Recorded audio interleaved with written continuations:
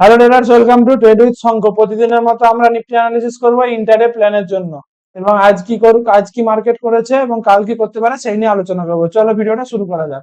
First দেখবো daily candle. তো daily candle এটা একটা কি ক্যান্ডেল বানিয়েছে? এটা একটা kind of bullish engulfing candle বানিয়েছে। যদি এর উপরে ক্লোজিং হয় তবেই সেটা পারফেক্ট বুলিশ এনগালফিং ক্যান্ডেল হতো, কিন্তু সেখান থেকে কিন্তু হালকা রেজিস্ট্যান্সের নিচে নেমেছে। তো মার্কেট কি এখান থেকে একবার উপরে চলে যাবে? এইভাবে কিন্তু উপরে যাবে না। মার্কেটকে যেতে গেলে হায়ার হাই বানাতে হবে এবং এখানে কিন্তু একটা অ্যাকুমুলেট জোন বানাতে হবে। কারণ মার্কেট এইভাবে যে কন্টিনিউয়েশন নেমেছে, মার্কেটকে যেতে গেলে কিন্তু এই জায়গায় এইভাবে যে দেন এইভাবে যেতে হবে, তবেই এই যে এইটা রিকভার করবে, আদারওয়াইজ কিন্তু এইভাবে রিকভার করতে পারে না। ঠিক আছে, তো চলো আমরা ইন্টারডে প্ল্যান করব। তো আজকে কি করব করেছে তার আগে দেখে নেবো। তো আজকে আমাদের প্ল্যান কি ছিল? আপসাইডে প্ল্যান ছিল।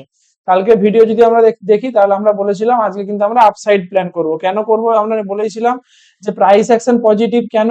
এই যে একটা চ্যানেল চলছিল, এই যে একটা চ্যানেল চলছিল 30 মিনিটে একটা চ্যানেল চলছিল, আমরা এখান থেকে একটা চ্যানেল মার্ক করেছিলাম। তো এবং সেই চ্যানেলে কি ছিল? লোয়ার, এখান থেকে যদি একটা চ্যানেল মার্ক করেছিলাম, তো চ্যানেলে কি ছিল? লোয়ার চ্যানেলের মধ্যে কিন্তু মার্কেট ট্রেড করছিল। তো যথারীতি মার্কেট কি করেছে? 5 মিনিট স্ট্রাকচারে যদি দেখি, 5 মিনিট স্ট্রাকচারে মার্কেট সেলিং জোন থেকে সেলিং হয়েছে। আমরা এটাও আলোচনা করেছিলাম যে এই লেভেলটা কিন্তু মার্কেটের জন্য ইম্পর্টেন্ট। এই লেভেলটা যদি উপরে যদি ব্রেকআউট করে তাহলে কিন্তু মার্কেট বড় মুভ দিতে পারে।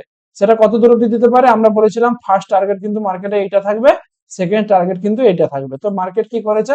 মার্কেট ফার্স্টে সেলিং লেভেল থেকে সেলিং এসেছে, দেন এক্স্যাক্টলি 23,000 লেভেল থেকে সাপোর্ট নিয়ে, একটা রাউন্ড লেভেল থেকে সাপোর্ট নিয়ে, দেন কিন্তু একটা পজিটিভ প্রাইস অ্যাকশন বানিয়ে কিন্তু মার্কেট উপরে দিয়ে গেছে। কিন্তু ক্লোজিং কিন্তু ভালো দিতে পারেনি। কেন?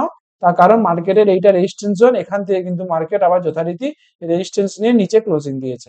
তো যাই হোক, কালকের জন্য আমাদের প্ল্যান কি থাকবে? কালকে যদি আমরা যদি সেম স্ট্রাকচার দেখি, 30 মিনিট স্ট্রাকচার, তো 30 মিনিট স্ট্রাকচার কিন্তু এখন market kind of bullish structure. কিন্তু আমরা যদি একটা ট্রেন্ড দেখি, মার্কেটের ট্রেন্ড কিন্তু যথাযথ ডাউন ট্রেন্ড। মার্কেট কিন্তু একটা লোয়ার লো লোয়ার হাই বানিয়ে কিন্তু নিচের দিকে এসে এখানে কাইন্ড অফ ব্রেকআউট দিয়েছে। এবং মার্কেটের এখন নেক্সট সাপোর্ট কোথায় আছে সেটা আমরা দেখবো না। মার্কেটের নেক্সট সাপোর্ট কোথায় আছে? মার্কেটের কিন্তু 23,280 কিন্তু মার্কেটের জন্য স্ট্রং সাপোর্ট। তো এই লেভেলে যদি কাইন্ড অফ মার্কেট কালকে যদি আমরা পাই, এখান থেকে কিন্তু আমরা বাইং ট্রেড প্রেফার করব। আর সেলিং কোথেকে করব? সেলিং কিন্তু আমরা যদি এখান থেকে যদি সেলিং করতে চাই, তাহলে কিন্তু আমরা যদি 75 মিনিট স্ট্রাকচার দেখি, তাহলে কিন্তু এই যে সুইংটা আছে এখান থেকে যদি আমরা একটা সুইং মার্ক করি, তাহলে কিন্তু মার্কেটের সেলিং লেভেল থাকছে 23,600 থেকে 23,700। এই লেভেলটা কিন্তু মার্কেটের নেক্সট সেলিং জোন হিসাবে কাজ করবে। আর এখানে কিন্তু আমরা একটা গ্যাপও আছে। কোথায় গ্যাপ আছে? এই যে মার্কেট গ্যাপ ডাউন খুলেছিল 23,600 থেকে সোজা 23,400, এখানে কিন্তু একটা গ্যাপ আছে। তো মার্কেট কাল কি করতে পারে? মার্কেট কাল কাইন্ড অফ এই জায়গায়, মার্কেট কাল এখান থেকে যদি এই জায়গার মধ্যে যদি খোলে, তাহলে কিন্তু মার্কেট এখান থেকে একটু উপরে যাওয়ার চেষ্টা করবে, দেন এখান থেকে কিন্তু আবার তাদের সেলিং যে ট্রেন্ডটা আছে সেটা কিন্তু কন্টিনিউ করতে পারে। ঠিক আছে, তো আমাদের প্ল্যান সিম্পল এটাই থাকলো। আর এর সাথে যদি আমরা ডাটা দেখি, তো আজকে ডাটা এখনো কি আপডেট হয়েছে আমরা দেখবো। আজকে ডাটা কি করেছে, আজকে ডাটা এখনো আপডেট হয়েছে কিনা আমরা দেখবো।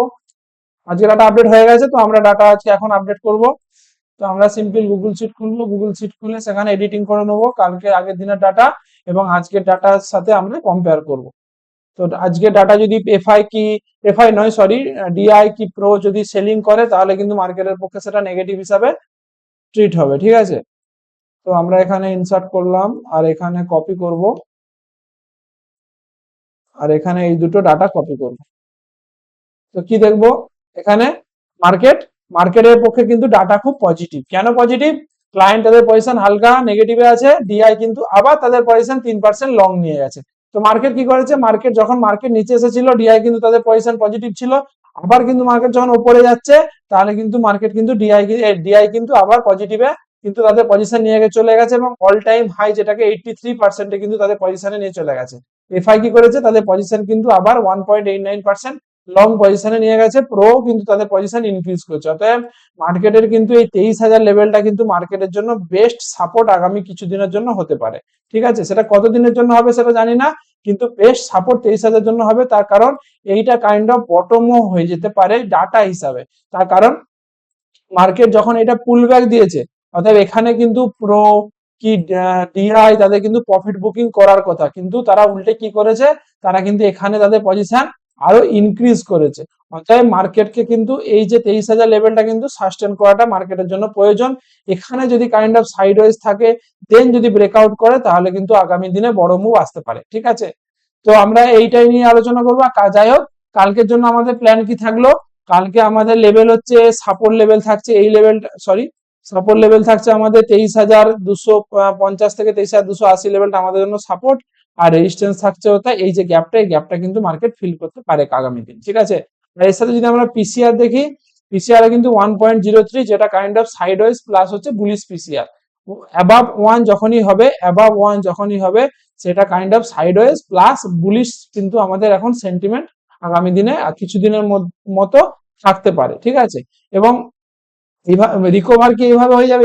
রিকভার এইভাবে হবে না, এবং 23,600 লেভেলটা যদি ব্রেকআউট করে, তাহলে কিন্তু মার্কেট কিন্তু কাইন্ড অফ 23,800, 23,900 এই লেভেল অব্দি যেতে পারে। ঠিক আছে, তো ধন্যবাদ। ভিডিওটা ভালো লাগলে একটা লাইক করে দিও, চ্যানেলটা সাবস্ক্রাইব করে দিও। আমরা আবার আগামীকাল এরকম কন্টেন্টের জন্য চ্যানেলটা একটা সাবস্ক্রাইব করে দিও। ধন্যবাদ।